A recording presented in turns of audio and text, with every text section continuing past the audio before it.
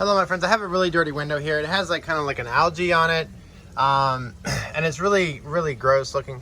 So I want to go ahead and show you like a way that a homeowner could kind of do this themselves at home really cheaply and easily. So basically right here, I basically took some bleach and some soap and I put it in with water, and I have a long handled brush. And be careful, some soap and chlorine bleach mixtures might make poisonous fumes. Just be aware. You may want to try to make sure you have the right soap.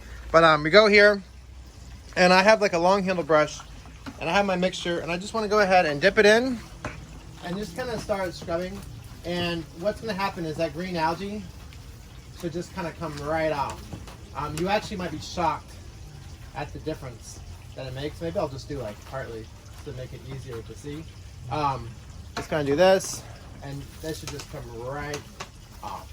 Kind of like amazingly so. So here we go.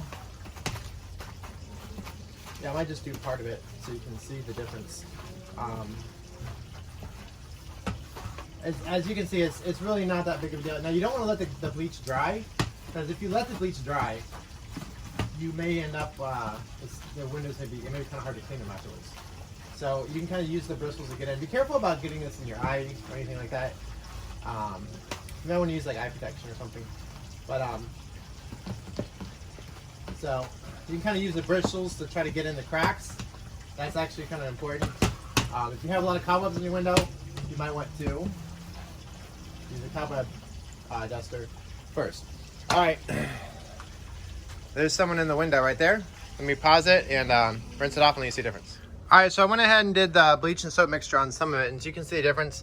See, here it is really dirty, and here it is not so dirty. You can see it's like more white on the right side, and then you can see what it still looks like over here. See that? And then it gets clean over here. So it definitely is a huge transformation.